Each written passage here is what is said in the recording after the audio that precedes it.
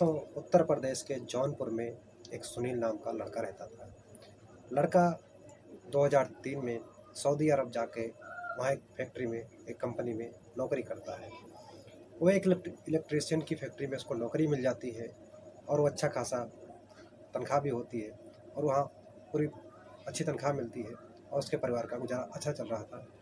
परिवार में अब किसी चीज़ की दिक्कत नहीं होती है क्योंकि सुनील अच्छा पैसा कमा रहा था। अब धीरे धीरे सुनील का वक्त बीतता है और 9 साल बीत जाते हैं। अब सुनील जो है सऊदी अरब से अपने देश इंडिया आने के लिए तैयारी करता है और काफ़ी सारे पैसे इकट्ठा हो जाते हैं सुनील के पास में और वो जमा कर लेता है। अब जब 9 साल के बाद सुनील घर वापस आता है तो घर वालों को चिंता होती है कि अब सुनील की शादी कर दिया जाए, क्योंकि सुनील की उम्र जो है 30 साल के आसपास हो चुकी थी। अब इस करके घर वालों को चिंता होती है कि सुनील की उम्र है जो 30 साल हो गई और उसकी शादी कर देना चाहिए। इस तरह से सुनील के घर वाले सुनील के लिए लड़की खोजना चालू करते हैं और उसकी शादी के लिए बात करते हैं। पास के ही थोड़ा दूर गांव में एक लड़की मिल जाती है, राधा नाम की लड़की होती है जो पढ़ी लिखी होती है और खूबसूरत लड़की होती है। सुनील को पसंद आ जाती है और राधा को सुनील पसंद आ जाता है। इन दोनों का रिश्ता पक्का हो जाता है और शादी हो जाती है। जब शादी हो जाती है, शादी बड़े धूमधाम से होती है, नात रिश्तेदार मेहमान वगैरह सब कुछ आते हैं। अब शादी होने के बाद में राधा और सुनील दोनों साथ साथ रह रहे थे, खुशी खुशी इनकी ज़िंदगी चल रही थी। 3 महीने का वक्त जब बीतने को आता है, सुनील राधा से कहता है कि हमारी छुट्टी ख़त्म होने वाली है, अब हमें सऊदी अपने ड्यूटी ज्वाइन करने के लिए जाना पड़ेगा। तो जो सुनील होता है, राधा कहती है सुनील से कि आपको मैं जाने नहीं दूंगी क्योंकि मैं आपके बगैर रह नहीं सकती हूँ, और आप जाते हो तो 2-2 3 साल घर वापस नहीं आते हो, मेरा जी नहीं लगेगा, मैं नहीं रह पाऊँगी आपके बिना। इस तरह से राधा कहती है। सुनील कहता है कि मैं जल्दी आऊँगा, और सुनील राधा कहती है नहीं, हमें विश्वास नहीं है आप जल्दी आओगे, हमें भी साथ ले चलो। राधा जिद करती है। सुनील कहता है फिलहाल हमें अकेला जाना पड़ेगा, मैं वहाँ जाता हूँ, काम करता हूँ और अपने मालिक से बात करता हूँ, अगर इजाज़त देते हैं, अनुमति मिलती है तो मैं तुम्हारे कागजात बनवा के तुम्हें दुबई सऊदी अरब बुला लूँगा। इस तरह से सुनील कहता है राधा से। तो राधा बात मान लेती है और सुनील का अपना सामान वामान पैक करके सऊदी चला जाता है अपनी फैक्ट्री में ड्यूटी ज्वाइन करने के लिए। ड्यूटी ज्वाइन हो जाती है। अब सुनील का कारोबार अच्छा चल रहा था, लेकिन अब सुनील जो है अपनी पत्नी राधा से बहुत प्यार करने लगा था। अब इस करके वो उसका वहाँ जी नहीं लग रहा था, इधर राधा भी सुनील के बगैर जीना मुश्किल हो रहा था। दोनों फ़ोन करते हैं, फ़ोन पे काफ़ी सारी बातें हुआ करती हैं देर देर तक। अब इस तरह से जो राधा एक दिन ऐसा आता है, राधा सुनील से कहती है कि मैं अपने घर जाऊंगी, अब हमारा यहाँ मन नहीं लग रहा है, या तो आप हमें सऊदी बुला लीजिए। जो सुनील होता है राधा की बात को थोड़ा सोचता है, अपने मैनेजर से बात करता है। मैनेजर का नाम होता है पारस रेड्डी। पारस रेड्डी जो है साउथ का रहने वाला है, इंडिया का है। वो वहाँ पे उस फैक्ट्री में मैनेजर होता है। इस तरह से जब बात करता है, उससे बात बताता है कि हमारी जो पत्नी है राधा, वो यहाँ पे सऊदी आना चाहती है और उसका वहाँ दिल नहीं लग रहा है। पारस कहता है क्या उसके पासपोर्ट वगैरह सब कुछ बने हैं, कागजात सारे रेडी हैं? तो जो सुनील होता है कहता है कि नहीं, उसके पासपोर्ट वगैरह नहीं बने हैं।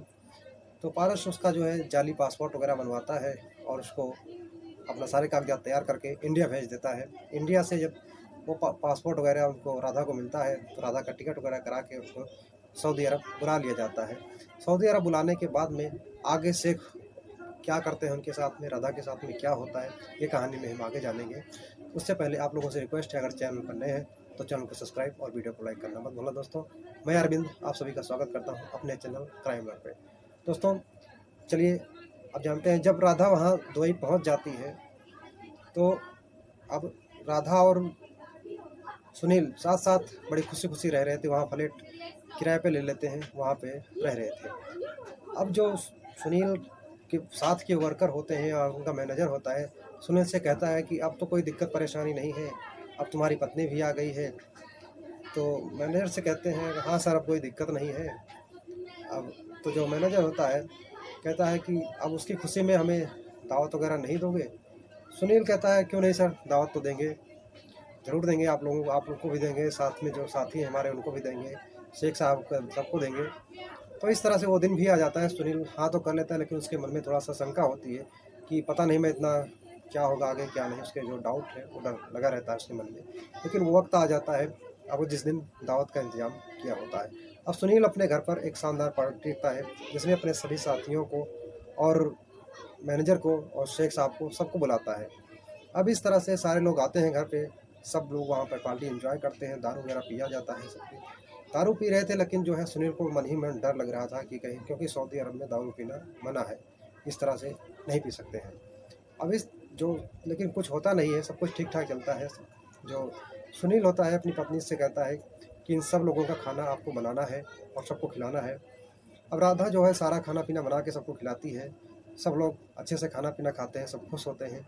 और जो मैनेजर होता है सुनील से कहता है कि खाना पीना तो खा लिए, खाना बहुत अच्छा बना था, क्योंकि आपकी पत्नी बहुत अच्छा खाना बनाती है, सबको बहुत पसंद आता है खाना।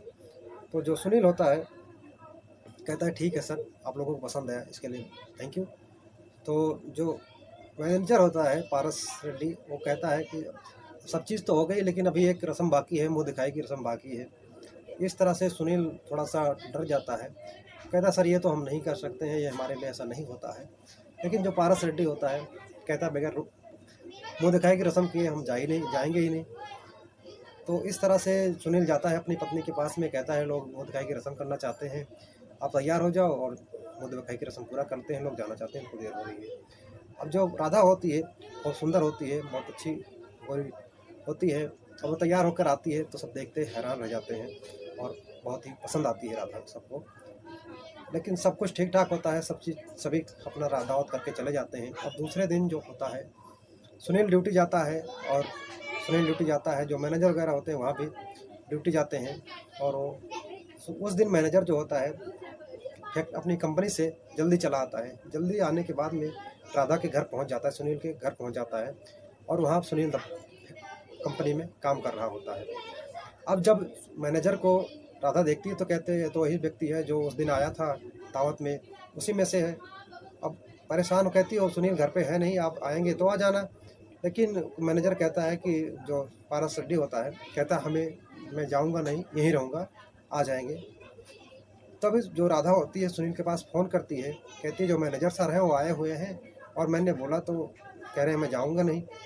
अब वहाँ से सुनील घबरा जाता है और जल्दी जल्दी अपना काम निपटा के अपने फ्लैट में वापस आ जाता है। सर से पूछता है कि सर क्या बात है, आप घर पे कोई काम या कोई अर्जेंट जो आप जल्दी आ गए घर पे आ गए बिना बताए।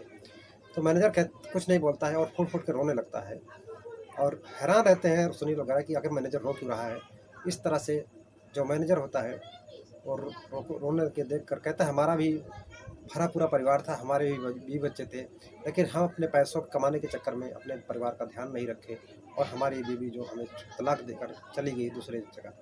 अब ये सब कहकर कहता है अब हम संसार में अकेले हैं, हमारा कोई नहीं है, अब मैं इस तरह ज़्यादा दिन अकेले नहीं रह सकता हूँ, अगर आपके जान पहचान में कोई लड़की है तो खोजिए, हमारा भी रिश्ता करवा दीजिए। तभी राधा होती है, कहती हमारी बहन है जिसकी उम्र 35 साल है, क्योंकि जो मैनेजर होता है उसकी उम्र लगभग 40 साल के आसपास होती है। तो कहती है अगर आप कहो तो मैं रिश्ते की बात करूं।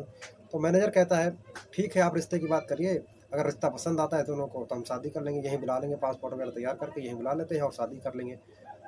तो जो राधा अपनी बहन से बात करती है तो सब चीज़ ठीक हो जाता है, राधा की बहन हाँ कर देती है और रिश्ता पक्का हो जाता है, और मैनेजर उनके पासपोर्ट वगैरह तैयार करके सऊदी अरब बुला लेता है। वहाँ आलीशान शादी की जाती है, पूरा पार्टी दी जाती है, शादी होती है। अब दोनों साथ साथ सब कुछ ठीक चल रहा था।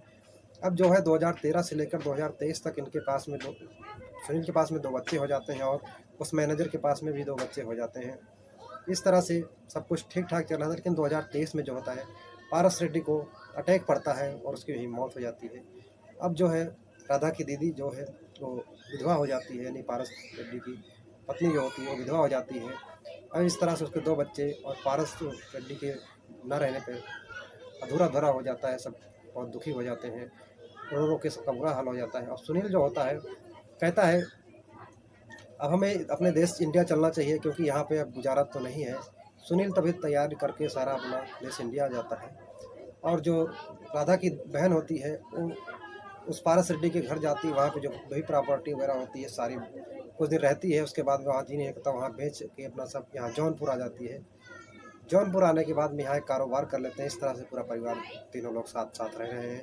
अपना राधा की बहन अलग रह रही है, बाकी अपना बच्चों को गुजारा कर रही, दूसरा शादी नहीं करती है, क्योंकि प्रॉपर्टी इतनी बना दिया था जो पारस रेड्डी था कि उसका पूरा जीवन आराम से कट सकता है, उसके बच्चों की परवरिश भी अच्छे से हो सकती है, और खुशी खुशी सारे रहे हैं दोस्तों।